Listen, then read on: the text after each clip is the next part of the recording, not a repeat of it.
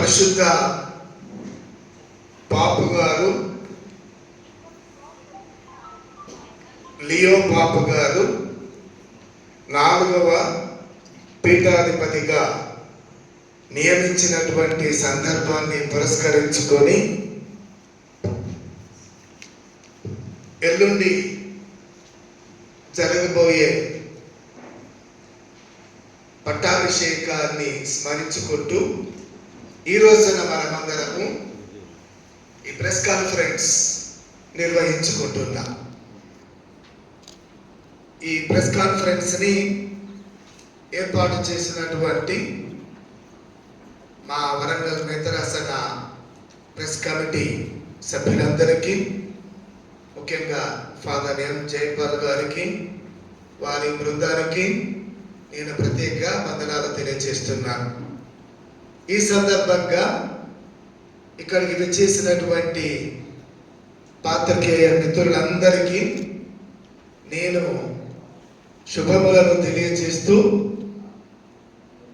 మీరు ఈ ప్రెస్ కాన్ఫరెన్స్కి విచ్చేసినందుకు మీకు అందరికీ అభినందనలను, కృతజ్ఞతలను తెలియజేస్తున్నాను.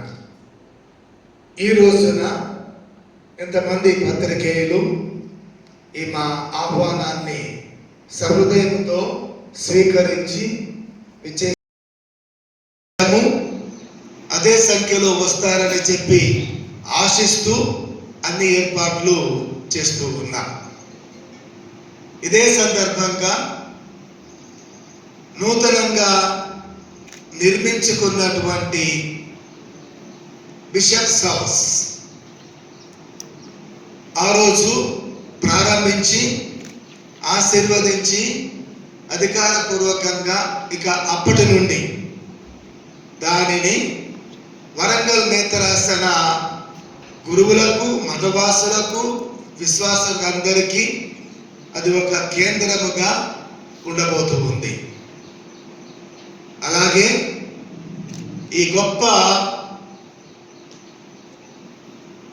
కార్యములో 3వ తారీఖు జరగబోయేటటువంటి అర్చనా కాండలో పట్టాభిషేక కార్యక్రమంలో అనేక మంది పాల్గొంటున్నటువంటి సందర్భమున పాత్రికేయ మిత్రులందరినీ కూడా ప్రేమపూర్వకంగా నేను ఆహ్వానిస్తూ ఉన్నాను.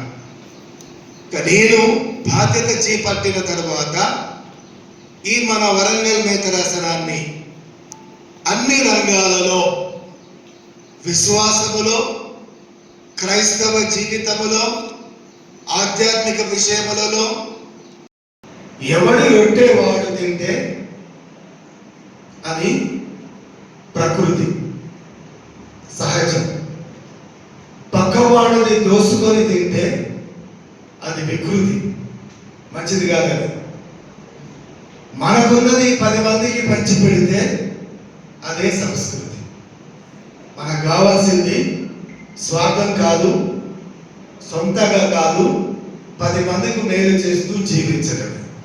అదే మన సంస్కృతిగా నిలబడాలి. అదే మనము మన ద్వారా 10 మంది బాగుపడితే, 10 మందికి మనం సహాయం చేయగలిగితే అదే చివరికి మనకు సంతృప్తిని ఇచ్చింది, ఇస్తుంది. భవిష్యత్తులో కూడా మనం దాన్ని ఆశించవచ్చు.